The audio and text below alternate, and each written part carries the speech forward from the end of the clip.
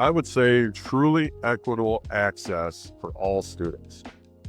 Mm, Equitable access. I want to really emphasize that access for mm. all students. If you could really design the perfect educational world, in my opinion, it would be regardless of where you live, regardless of any type of home life situation you have, or any of those types of things, you have that access to the high level areas of interest that you have. You can then bring all students' dreams to reality if you could, or at least let them have an open playground to learn and all those things. Hello, everyone, and welcome to the Brighter Together podcast. My name is Janet Courtney, and my special guest today is Paul Hungerford. Paul is the superintendent at Gratiot Isabella Regional Educational Service District, and that's in Ithaca, Michigan, which is only about, 45 minutes from where I raised my kids. Absolutely. We were backyard neighbors, didn't even realize it. So, Paul, it's so good to have you here. So thanks for being here. Janet, thank you very much for this opportunity. I'm looking forward to our time together. Awesome. So tell us a little bit about what's going on at Gratiot Isabella and about your background. Yeah, you're right, but happy to. Gratiot Isabella RESD is located right in Ithaca, Michigan, and then but both two-county region, so we're a regional agency. We support 9 public school districts, K-12 school districts. We have 3 public school academies that we also support, and a handful of parochial schools that we support in the world of special education services. And we service approximately 12,000 students. So rural Michigan, literally in the middle of cornfields. Agriculture is very big in our region, along with manufacturing. And so therefore one of our cornerstone programs that we have is career technological education, CTE, programming in both counties. We're blessed with centers in both counties, offer a variety of pathways of exposure for our students. We have a very robust special education system and program that is very intentional with center-based programming for our most vulnerable and needed students.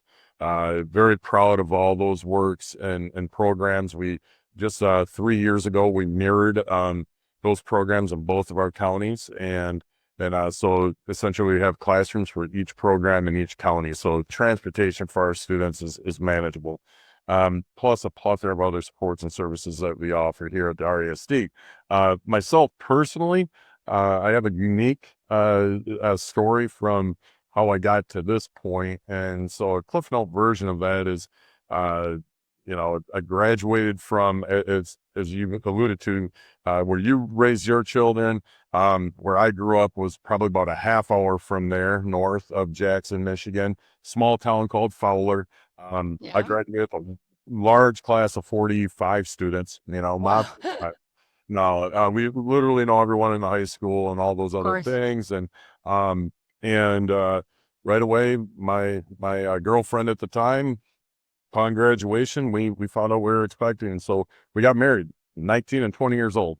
And Wow. and so then for those 10 years, for the next 10 years, I stayed involved in education by coaching. I love athletics, but was in the middle of raising a family. Had my wife and I had to go down that journey of being parents right away at a very young age, and worked in the private sector, various jobs for 10 years. Had some success, and then my wife said, "You're happiest when you're working with children." And so with 2 children at that time, we decided together that I'd go back to school. And I had a bachelor's degree in business at the time, but to go to education, I had to do another 4 years. So knocked out 4-year program in 2.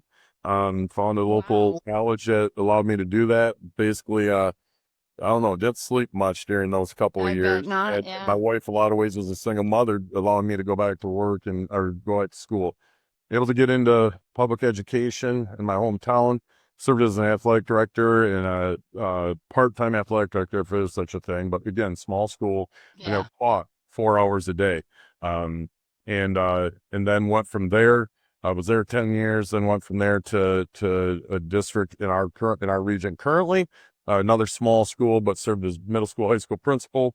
ran into some budget issues, became superintendent / middle school and high school principal and special ed advisor or Wow. administrator. And then 5 years ago, got blessed with this opportunity to serve in my current capacity as superintendent of Gratiot Isabella RESD. And, that's the Cliff Note version of it. It was an interesting ride and not a non-traditional ride, but one I'm very proud of. And I feel like it's really molded me to be the person I am today.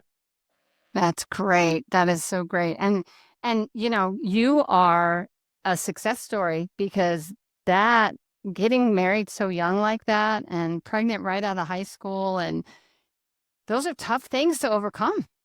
Yeah. Yeah. And I owe, the biggest gratitude is I owe to my wife. I mean that, at that age, you sacrifice certain dreams and things like that, Mm. and she was fully ready to immerse into a 4-year college experience, wanting to be a CPA at the time. And quite honestly, I didn't know what I wanted to be coming out of school. Truthfully, sports was such a big piece of my life that I thought, oh, can I go play college football? Can I go do some of those other things? But yeah, life throws you some situations sometimes. And, like God rest his soul, but my dad, he's been gone almost 30 years now, but he told me at the time, he goes, son, he goes, you're entering being an adult. Let's go. You got to go to work. Roll your Yeah. sleeves up, go to work. So we both did that.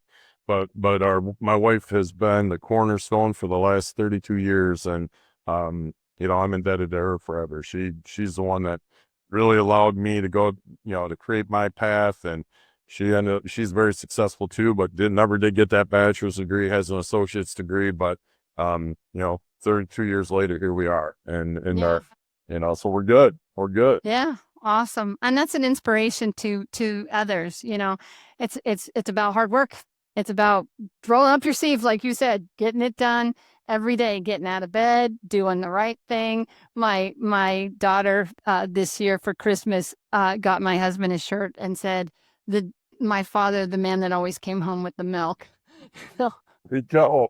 Absolutely. Absolutely. 100%. You got to love those father gifts or mother gifts that you get from your kids. They're timely and they're intuitive all in the same. yeah. They get it. They get it. It's hard work. It's funny you say that because my husband did the same thing. Well, it wasn't the same way, but he didn't have a degree, an associate's degree when we married. And I told him, I said, he used to get really frustrated because he's like, nobody listens to me. I said, honey, you need that degree.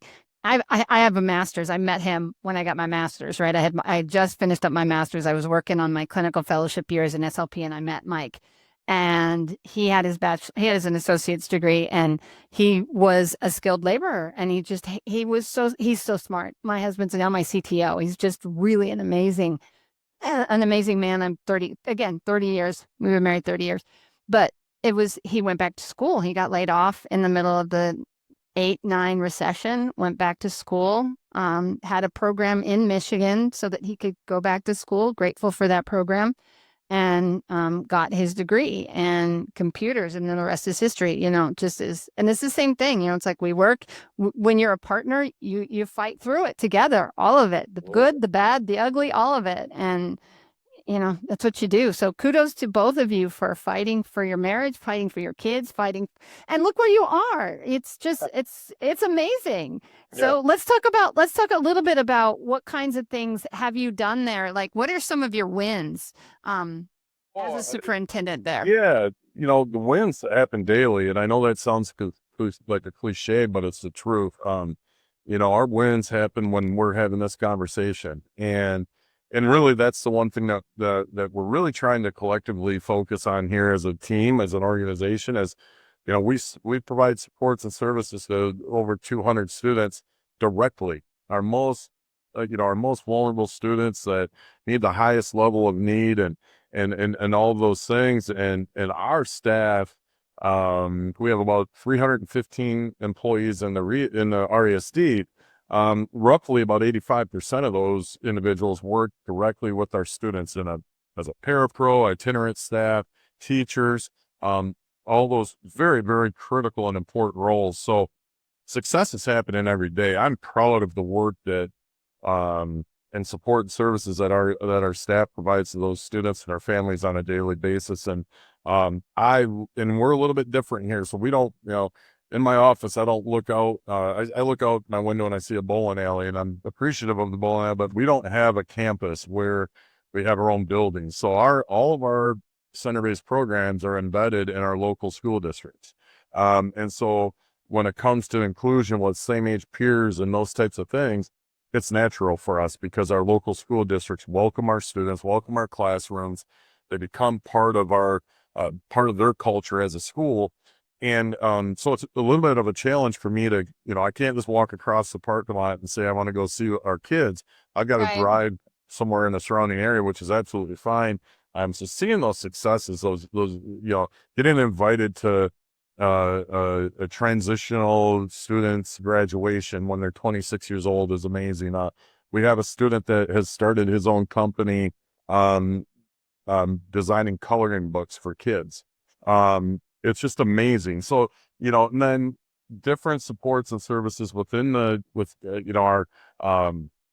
with assistive speaking devices that we were one of the first RISDs in Michigan to fully implement the program of assisted speaking devices. And probably one of the most emotionally moving experience in my life is when I happened to be with one of our students when I was at a local district, and one of the RSD staff brought that assisted speaking device in, and the the the the, the staff member from the RSD had been working with the student. The parent knew that they were working with their student, but never saw it. Well, they came in for an IEP and they showed.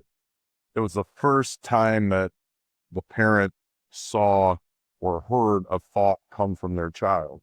Oh, wow. Powerful, beyond Yeah. powerful, tears of Yeah. joy, Yeah, for sure. So, those successes, I feel like we are always on the verge of the most appropriate newer technology. That's one thing I pride ourselves on too, whether it's direct support to our students or whether it's, support region wide. For example, we were one of the first ISDs in the state to employ a full-time person to help navigate the new world of AI and help them at what's across all, and our board was very supportive of going out on a limb. We didn't really even have a job description because we're building the plane as it flies type thing. Yeah. So it's the ability to be innovative that way. But really I get immersed into the daily small wins that are happening all the time. Those are success stories happening all day long. And I just want to encourage our staff to share those stories with me and invite me in, because I'm in lots of meetings all day long. But it helps me with my why. Here's why I spend Yeah. so many hours a day in a meeting. I want to be in there with those students as long as I can and as often as I can. So those types of successes, both in our special education program and in our CTE programs, we graduate, there's about 1,000 students in our CTE programs, and it's just juniors and seniors. And so that access with multiple career pathways is another point of pride for us. And then our expanded services that we provide local school districts in areas of business and finance, technology, human resources, pupil accounting, all the above. It's become a robust organization. So I'm extremely proud of all of it. We are always looking for ways to improve, and we have our challenges in front of us, but we celebrate the success stories more than bringing light to the challenges, because we want to make those challenges into success stories, if that makes sense. Occupational therapy shouldn't be one more thing on your plate. It should be a solution. Lighthouse Therapy offers school-based occupational therapy services that actually work for you and your staff. Our OTs have an average of 16 years of experience in schools, and they support everything from handwriting to fine motor to sensory integration. And you can choose from 3 different service models, whether it be virtual, hybrid, or in person. It's OT that fits your workflow without the chaos. Visit lighthouse-therapy.com/brighter together to learn more. No, absolutely. Absolutely. That, it's funny that you say that, that you want to hear the stories, because as I told you before we went on, I'm a speech therapist for 31 years. You never stop being a teacher. You never stop being a therapist. You never stop. And yet we have taken ourselves where we're not day to day in front of the kids, but the critical role that you and I both do is it's impossible to have those wins without the work that we do. And it's hard for those of us that have a heart for those kids because we know how critical it is, but we don't get to do the day to day. So, but you, like me, I'm a CEO, but I'm not a 10,000 foot CEO. I want to know what's happening. I want to make sure that my staff knows that I'm here and I care and it matters. What you're doing matters. The hardest day for me as a CEO was the day that because I started the company. I'm an entrepreneur. I never thought I'd be any of those things, but God has his way and I followed. So, but I was our first SLP. I was the first, I hired myself to do it. The hardest day for me at this company was the day I had to stop because I wasn't being effective as an SLP and I wasn't being effective as a CEO, trying to split that fence. And I could not, and it became very clear. And I never wanted to do either of them badly. So I gave it up. I became, and I can serve, we have 2,230 kids right now, that Lighthouse is serving. And I could only serve 55. So in this role, and over the life of this company, I think we're at like 14,000 kids that we've served. So you can't, it's just like and you can't touch that, right? So you're talking about 12,000 students that you're serving in the things that you do and compound that times the amount of years that you've been in this role. That's 60,000 kids probably. It's a cool thing. It's a really cool thing. Yeah, when you step back and you think about it all, and I Yeah. think that's the thing that sometimes educators don't give themselves permission to do, is to step back. It's really hard because we're in a service and profession, and we're really used to putting others in front of ourselves and so you don't take that time to step back, reflect, all those things. And as too, you and I were talking before recording, you kind of blink, or at least I did. I blinked, and it's like, wow, I kind of got a pretty deep level of experience under. There's more mileage in the rearview mirror from this aspect in my career than in the windshield in some ways. In this way, right? And it's like, wow, where'd that time go? And I think it goes so fast because there is a gratification of putting others in front of you. But at the same time, as I'm getting older and things, I am giving myself permission. I really think it is a permissible thing of, all right, take some quiet time and reflect on your career, or just even on the day or on the week, and go, okay, there were some challenges through that week or that day, and the challenges are still there, but wow, what are those successes? Or, if you make just a microscopic impact on an individual's life, that's pretty gratifying and pretty enlightening when you take time to think about it over the course of years. And it's just something that it really just makes you feel good, and it also keeps you re-energized or energized to keep doing the work, right? And how powerful it can be, and how self-fulfilling, how fulfilling it is. And and I truly do believe that this is why I'm intended to be where I am, just like, the good Lord has put me in places where it's meant to be. I don't question it. Yeah, for sure. For sure. And all of those little wins, people hear Paul well, because there's days when it's hard. There's days when you feel like you've got the mountain on your shoulders, but you're making a difference every single day. Every single day you get up and you go to work and you serve the kids that you're serving in that crazy classroom or in that, whatever the situation is you are in education. Do not let this world pull you down, because it'll try. It absolutely will try. But you are making so many impacts in so many different ways that you'll never see. I'll never know all of the impact I've made. Not on this side of heaven. On the other side of heaven, I'm looking forward to that day, but not soon. I don't want to do it yet. But truly, you're paying it forward, and paying it forward matters. It really does. Absolutely. And that's the thing, you never know. Like I tell people, and I was on a phone call that I couldn't sit down before joining you. And our students will come and they will, we're basically the way our offices are set up is our conference centers and our administrative offices. I'm not in my office very often, because I want to be out. I want to be immersed, like you were talking about. I want to be in it. And so to be in it, you can't, it's hard to be behind your desk and there's times where you have to be. But anyway, in short, once a week, our students come and they assist with recycling and doing some of those things. And I tell them, and today was a rare exception. And I had a couple of my buddies looking through my window, wondering if Mr. Hungerford was going to come out and fist bump them, say hi, what have you.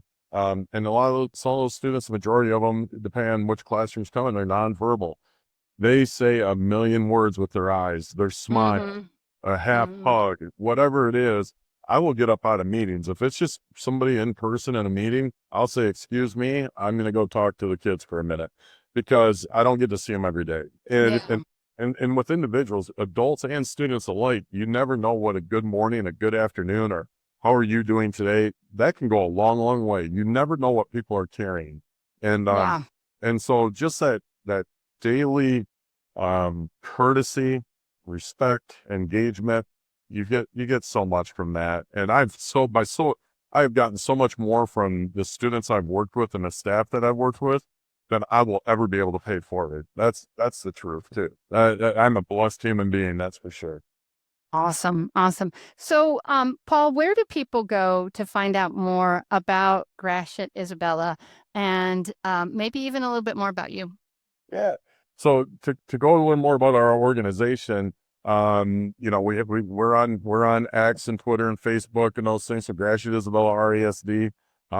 To access us on the internet, www.giresd.net is a place to go see our site, and we have a nice Thrill Share supported website that has live feeds of different things, the different events that are going on, and try to tell our story in those ways of share our success stories and things.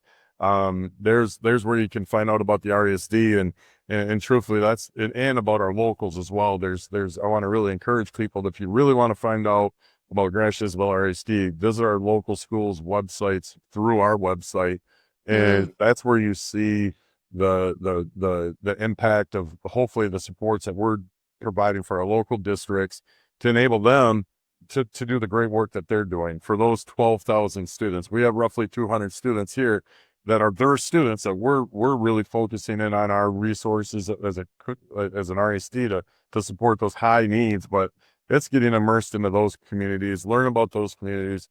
As far as me, quite honestly, those are the best sites because you Google me, you're only going to get a couple things. right.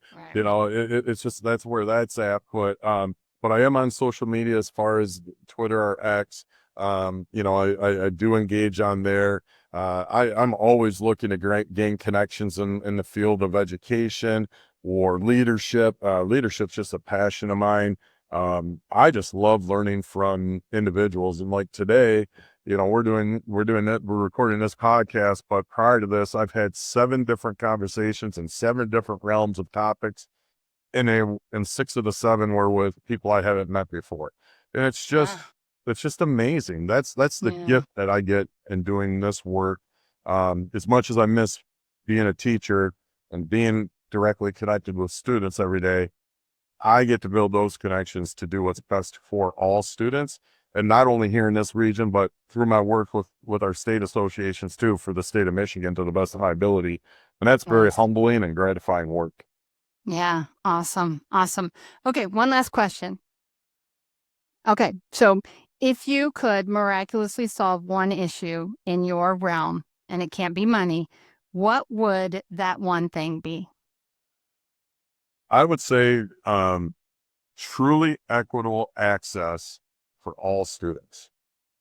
Mm, Equitable access. I want to really emphasize that. Access for all students. If you could really, design the perfect educational world, in my opinion, it would be regardless of where you live, regardless of, any type of home life situation you have or any of those types of things, you have that access to the high level areas of interest that you have.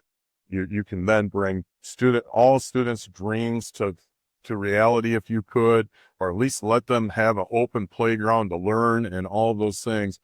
That would be phenomenal, and it really is just that equitable access, because sometimes sometimes you're just confined to where you're at, and you make the most of where you're at, right? Yeah. But Yeah, of at the end course. of the day, that would be just phenomenal if there was a way to do that, and just be able to ebb and flow, and just be able to be like water through rocks, right? And Right. be Yeah. able to go that way. So that'd be one dream that would be just phenomenal. That would. Awesome. That's a great answer. That's a great answer, Paul.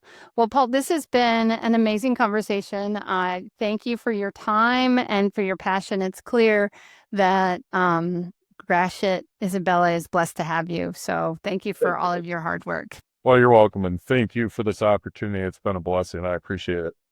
Absolutely. We're brighter together, aren't we? Absolutely, 100%.